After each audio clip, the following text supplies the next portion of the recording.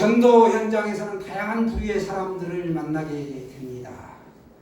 그런데 그 중에 꼭 이런 말을 하는 사람이 있습니다. 나는 아무것도 안 믿어요 합니다.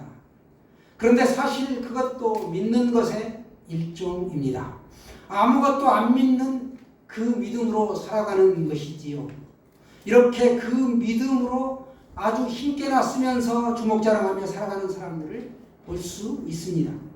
돈이 전부인 줄 알고 하나님의 자리를 대신하여 돈을 앉혀놓고 살아가는 사람들입니다. 그 믿음의 힘이 어떨 땐 참 대단하고 큽니다. 자신만만하고 의기양양합니다. 또 그 사람들의 목소리는 얼마나 큰지, 그들은 하나님을 믿는 성도들보다 기세가 등등합니다. 하지만 이런 믿음에는 유통기한이 있습니다. 젊었을 땐 자신의 힘과 능력을 믿었던 이들이 나이가 들어서는 자기 발걸음 하나 제대로 내닫지 못하면서 무너져 내립니다. 그런 믿음에는 유통기한이 있고 영원하지 않다라는 것입니다. 그러나 우리 믿음의 그리스도인들은 하나님을 믿기 때문에 이 하나님을 믿는 믿음에는 유통기한이 적용되지 않습니다. 날짜가 표기되지 않습니다. 슈퍼에서 상품 사면 반드시 날짜가 표기되어 있습니다. 그러나 우리들이 믿는 믿음에는 상하거나 썩거나 부패하는 일이 없다라는 사실입니다. 그래서 우리가 믿는 믿음은 영원한 믿음이 되는 것입니다. 우리를 구원에 이르게 하는 믿음은 일종의 이런 것입니다. 한 가지 예를 들어보겠습니다. 불타고 있는 건물 3층에 한 사람이 갇혀 있습니다. 사방에 도피구가 막혀 이제는 죽을 수밖에 없는 처지에 놓여 있었습니다. 겨우 외벽 창살에 매달려 있는데 불길이 점점 그를 삼키려고 합니다. 이때 소방대원들이 달려와 땅바닥에 매트리스를 펴놓고 소리를 지릅니다. 바닥으로 뛰어내리십시오. 그러면 생명을 건질 수 있습니다. 이때 매달린 사람이 그 아래를 내려다보고 푹신한 매트리스다라고 믿었습니다. 또 소방대원들을 내려다보니 자기를 구하기 위해 심각한 표정으로 서 있는 것도 알았습니다. 그리고 자신이 뛰어내리면 살 수 있겠구나 느꼈습니다. 하지만 여기서 그가 이 사실을 아는 것만으로는 자신의 생명을 구할 수가 없습니다. 실제로 매트리스가 깔린 그 위로 뛰어내려야만 살 수 있는 것입니다. 이처럼 죄인인 우리들이 사는 방법은 예수 그리스도에 대한 좋은 사실들을 내가 아는 것만으로는 충분하지 않습니다. 자기 자신을 그리스도께 완전히 맡겨 드려야 합니다. 이것이 바로 믿음입니다. 여러분, 하나님은 이런 믿음의 사람들을 돌보십니다. 다니엘과 그의 세 친구들은 믿음을 지켜 승리한 용사들입니다. 불신자들은 믿음의 능력을 모르지요. 신자는 믿음으로 충만하고 말씀 가운데 말씀을 묵상하는 가운데 충만하게 됩니다. 그래서 성령으로 충만하죠. 성령 충만, 믿음 충만. 이들에게 하나님께서 역사하신다는 사실입니다. 즉 우리가 이 목에 칼이 들어와도 내가 믿음을 지키는 것입니다. 내 힘으로 할 수 없습니다. 그래서 평소의 믿음이 중요한 것입니다. 오늘 본문의 다니엘의 세 친구는 금신상의 절을 거부합니다. 그러나 그들은 풀무불 속에서도 구원을 받습니다. 그의 친구들은 불의 세력을 이겨낸 것이죠. 이렇게 믿음을 지켜 승리하기까지의 이 배경을 한번 살펴보겠습니다. 바벨론이 이스라엘을 침략하여 이스라엘은 나라를 잃고 성전은 무너지고 성벽이 무너져 내렸으며 많은 사람들이 죽고 나머지 사람들이 바벨론으로 끌려간 이런 최악의 상황 속에서 다니엘과 그의 친구들에게 하나님의 특별한 은총이 은혜가 주어졌습니다. 다니엘과 세 친구 사드락, 메삭, 아벳느고는 그 친구 그들은 이스라엘 왕족과 귀족 출신이었는데 다니엘과 세 친구들은 특별히 포로로 잡혀가게 된 이후에도 하나님에게 은총이 임하게 되었다라는 것입니다. 그래서 그들에게는 바벨론식의 교육을 받게 되었습니다. 바벨론의 문화를 익히고 또 언어를 익히고 특별한 교육들을 받을 수 있었습니다. 그들은 영재였습니다. 그런데 왕이 그들에게 기름진 음식과 포도주를 하사해서 먹게 했습니다. 그렇지만 다니엘과 이 세 친구들은 왕이 내린 음식을 거부합니다. 왜 그랬을까요? 그 음식은 우상에게 바쳐진 다음에 내려오는 음식이었기 때문이었습니다. 그래서 그들은 그 음식을 먹지 아니하리라 결심을 굳게 하고 이제 그렇게 한 것입니다. 먹지 않았습니다. 여러분, 그들은 다니엘과 함께 뜻을 정하여 왕의 진미를 거부했다라는 것입니다. 우상을 섬기지 않겠노라고 뜻을 정한 것이죠. 왕의 진미로 자신을 더럽히기를 거부하였고 채소와 물만 먹은 것이죠. 모로닥 마르둑이라고 하는데요. 그 마르둑의 제물 앞에 차려진 음식을 거절한 것입니다. 마르둑은 아모리 족속이 원래 섬기던 신이었는데 태양의 아들이라는 뜻을 가지고 있습니다.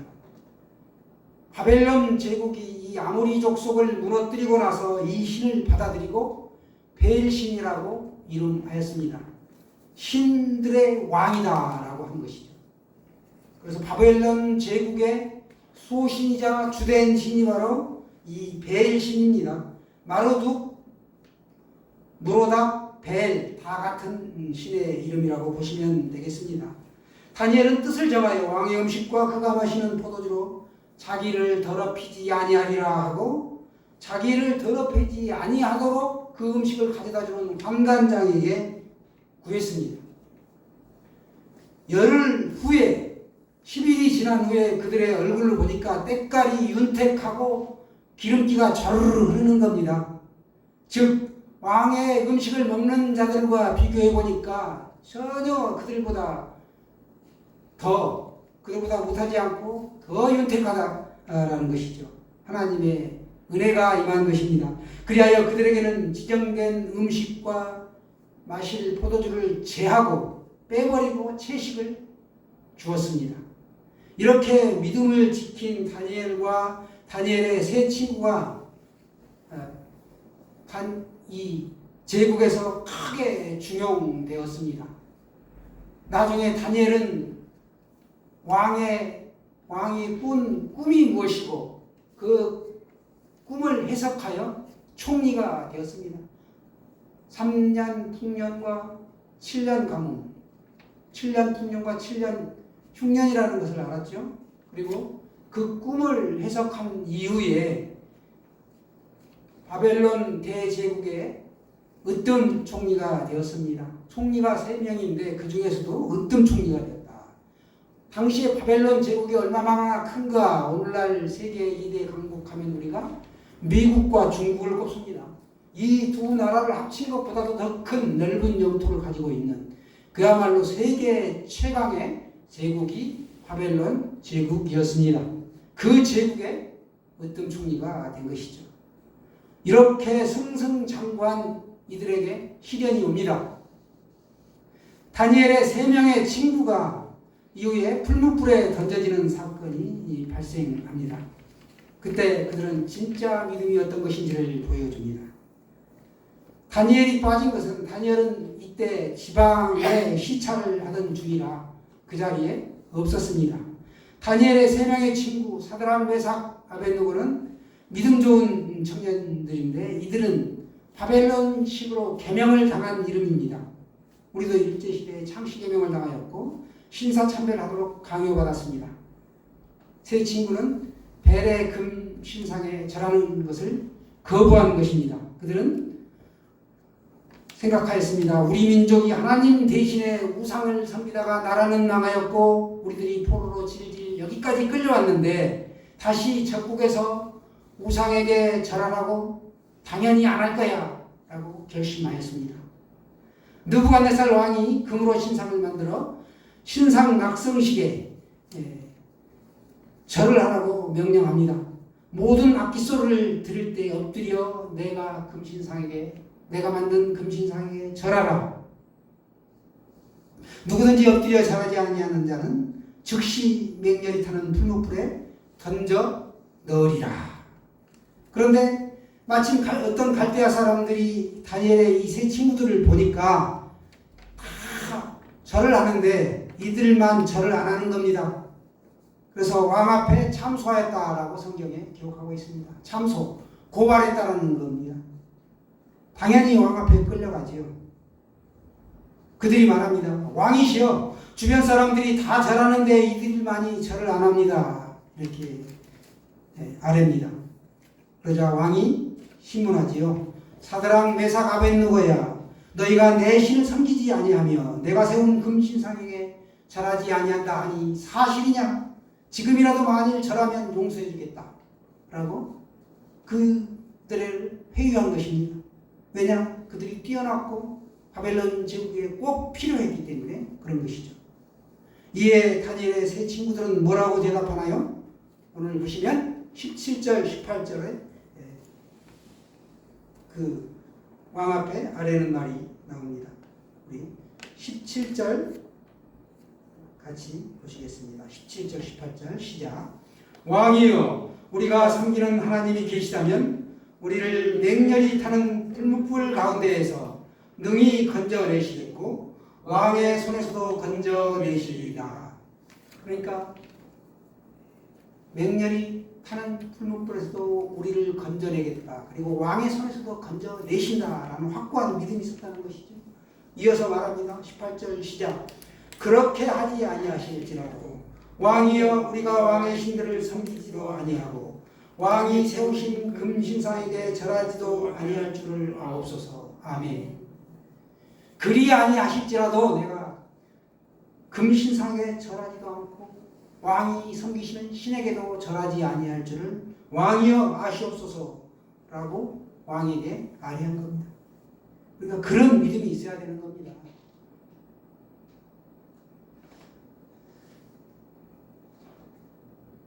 만약에 우리가 대통령이나 직장의 상사, 시장, 도지사나 이런 사람들하고 함께하는 자리에서 그들이 술을 권하고 또 고사를 지내는데 돼지머리 앞에서 절을 다 하면서 강요하면 무엇대 하고 할 것입니까? 아직도 제사상에다 절하시나요? 믿음은 영적 싸움입니다. 그 배후에 사탄이 있는 것이죠. 제발 믿음을 지키시길 바랍니다. 또 하나 현대인의 우상은 문명의 이기로 사용하는 핸드폰입니다. 그 안에 모든 것이 다 들어있죠. 게임도 할 수 있고 찬양도 들을 수 있고 트롯도 들을 수 있고 유용한 정보도 검색하고 찬양, 설교 말씀도 들을 수 있고요. 혹시 핸드폰 잠시라도 손에 놓으시고 안 보이시면 안절부절하신가요? 그 정도면 이미 중독 수준입니다. 그러니까 핸드폰은 편리하게 사용하시되 그 핸드폰의 우상에 사로잡혀서는 안 되겠습니다. 그 영혼을 빼앗기면 안 된다는 것이죠. 왕 앞에 끌려온 다니엘의 세 친구에게 결국 어떻게 되나요? 사형이 집행됩니다. 왕이 분이 가득하여 왕이 열을 받았다는 거예요. 회의하는데 안 들으면 어때요? 화가 날 수밖에 없지요. 얼굴빛을 변하여 사드락과 메삭과 아벳느고를 향하여 얼굴빛을 바꾸고 말하기를 그 풀무불을 뜨겁게 하기를 평소보다 7배나 뜨겁게 하라. 평일보다 우리가 7배나 더 뜨겁게 하라.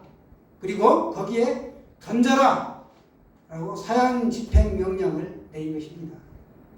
여러분, 이 풀무불은 금을 녹여 우상을 만드는 풀무불입니다. 금을 녹이는 온도는 1000도씨가 넘습니다. 그런데 평소보다 7배나 뜨겁게 라고 말한 것입니다. 그래서 이 불뭇불은 모닥불이 아닌 용광로라는 것을 여러분 알 수 있습니다. 포항제철, 광양제철의 용광로 수준이라는 것입니다. 불뭇불이 어찌나 뜨겁든지 불꽃이 사드락과 메삭과 아벳느고를 용광로 속으로 던져 넣기에 좌우에 붙은 사람들이 있었는데 그들이 먼저 타버렸다라고, 먼저 태워 주겠다라고 오늘 성경은 기록하고 있습니다.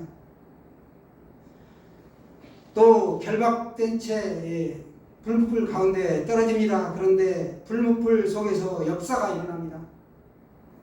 이걸 지켜보던 왕이 말하기를 우리가 결박하여 불 가운데 던진 자는 세 사람이 아니었느냐.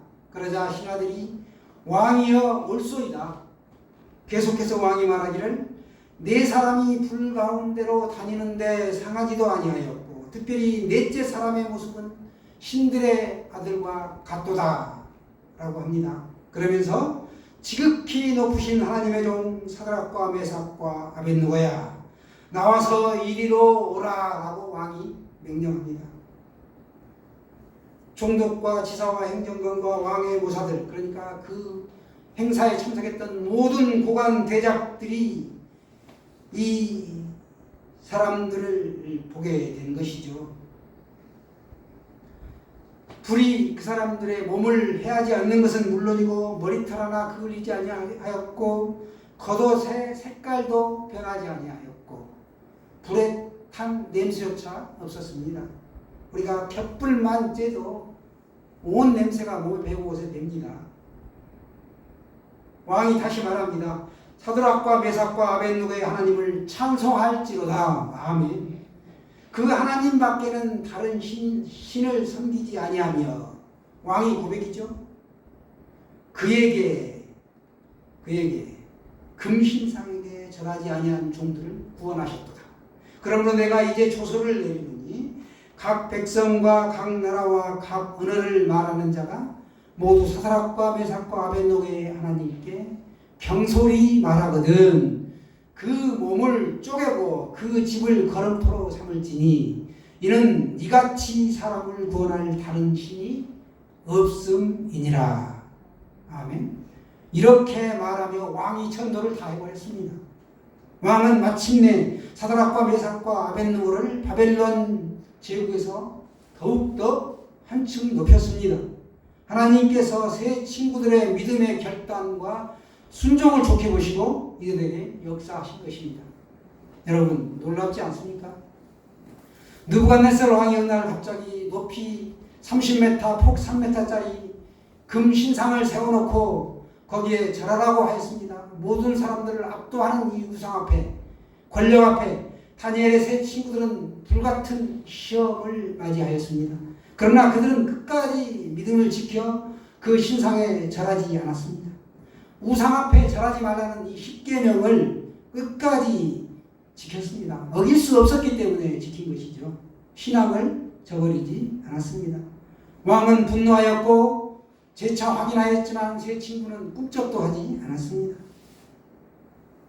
불못불에 던져졌고 기적적으로 살아났습니다. 모든 사람에게 하나님이 살아계신 하나님을 보여주시고 나타내신 것입니다.